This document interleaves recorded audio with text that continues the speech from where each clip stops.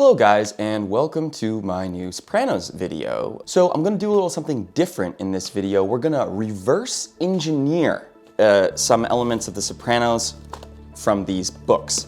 So, so first of all, it's kind of no secret in a sense that several elements from the Sopranos are inspired by this particular mobster called Roy DeMeo. And also a guy that worked for Roy DeMeo called Richard Kuklinski, the Iceman, right? Everyone's seen that interview. And supposedly that was one of the things where David Chase was watching that interview and he saw how Richard Kuklinski was like, you know, this killer, but then he would go home and be like a normal family man and no one sort of had any idea. And he worked together with this guy, Roy DeMeo. And Roy DeMeo was he was a car thief, he was like a captain in the Gambino family, and he was also a ruthless murderer. And in particular, what he was known for was the people that he killed, he would chop them up and sort of dispose of the body so there was no trace.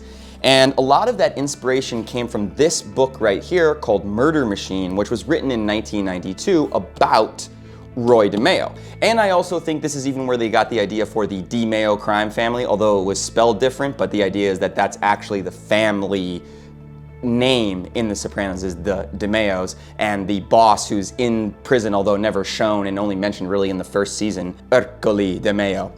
So this was a big inspiration for the show, and like I said, for instance, in season 2, when they kill Richie and then they chop him up in the back of the Satriale's pork store, this was this was taken from Roy DeMeo, and then they killed this guy and they chopped him up in the sort of butcher's area of, I believe it was Key Foods actually, which is a big common grocery store in New York City. It's gonna be a while before I eat anything from Satriale's. And also, this is where the inspiration for Vito being gay came from. Oh, I don't want to get too off track here. That's like an entirely separate episode. But this book right here is a big inspiration. So the reason for saying this part here is because once this book was released, it became very popular, and it's a very kind of pulpy reportage type of book about the mafia. Now, about 10 years later, Roy DeMeo's son wrote a book, and in some sense it was a kind of response to this Murder Machine book,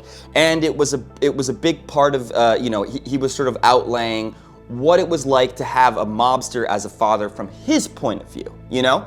And so in the book, there's quite a lot of things that are exactly like Tony Soprano, although this book was written after the show was well on its way. There's a lot of little things, but there's one story in particular which I thought was really pertinent to The Sopranos that he tells about his father. So one of the main things in the book that they talk about is his father. He describes how his father was this very, on one level, was this very kind of jovial family man, and he would have these barbecues in his backyard, and he was the grill master, and blah, blah, blah, and they had this big house along the water, I believe, along the Long Island Sound in Massapequa. Will you stop with that camera ready, Freddy? This guy's nuts. Harry, you want some chicken? Come on, Freddy, will you stop? I'm gonna shoot you. He lived just as Tony in the show lives, you know, in this kind of suburban New Jersey, surrounded by, you know, doctors and lawyers and whatever. So did Roy DeMeo and his family, and, you know, obviously Albert DeMeo. But like I said, there is a very, very particular part of this book that I feel like relates directly to Tony Soprano. In the backyard of their house in Massapequa, there was his father discovered there was a little frog, and this frog was living in the backyard, and this delighted Roy DeMeo. And he really loved it. He tried to take care of the frog. He made him like a pond, and he made all this stuff to try and make sure that the frog felt at home in their backyard. I'm getting Tony Soprano's ducks here. Not those fucking ducks again. Making of the ramp, the fact that he loved the ducks, blah, blah, blah. So I figured here, I'll read you this little passage where he talks about his father and the frog. That was also the summer my father rescued a small frog, left abandoned by its family in the backyard. My father was always rescuing wild creatures. He'd never seen anything like it. My father dug a space for the tiny frog in the damp soil under the back porch, and every morning he would bring out a palm leaf filled with food and hand feed the small creature before he left for work. The frog wouldn't let the rest of us near him, but it had no fear of my father and would hop onto his hand to be stroked. My dad warned the man who mowed our lawn to be extra careful in the area around the porch so that the frog would come to no harm. One morning I woke up to hear my father screaming at someone outside. I ran downstairs and into the backyard to find my father yelling at the gardener. Dad's face was purple with rage. I had never seen him like that. I heard him shouting, "You fucking idiot. What did I tell you? Now get out of here and don't come back. You're fired." In Dad's hand was a small, misshapen green thing. When I looked closer, I could see that it was his pet frog, the lower half cut off by the lawnmower. It was dead. Dad's hand was shaking, and there were tears in his eyes.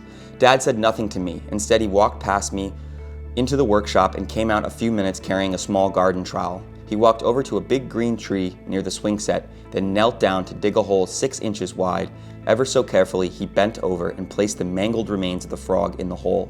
Then he filled the hole with dirt, gently smoothing the mound with the hand and scattering grass over top. When he went back into the house, I touched his hand as he passed. He did his best to smile. So, I mean, that's, you know, The Sopranos couldn't have done it any better in a sense. I mean, this is a real story. That this book was released long after the show had already been going on for a while. And this is obviously portrayed many times in The Sopranos with the ducks. Obviously, Tony has a great deal of affection for the ducks. He's extremely sad when they leave. He works throughout the whole show in hopes that the ducks will return one day to his pool.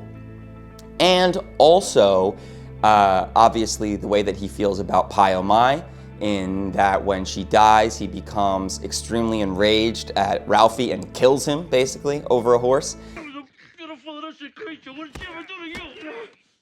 And then later, when he receives the painting in the mail and he sees it, he becomes very upset and tries to burn the painting. He cries in front of Dr. Melfi about how sad and upset the painting made him. And Dr. Melfi even says to him, "The way that you reacted to this horse, I've never seen you react about humans." So I wrapped the paper, and there she is, with her head held high and her ears perked up. The only other time you've become this emotional in here, it was those ducks. That was different. That was a whole different thing. They were ducks. Is it different? You haven't grieved in this way for people. Your mother, your best friend.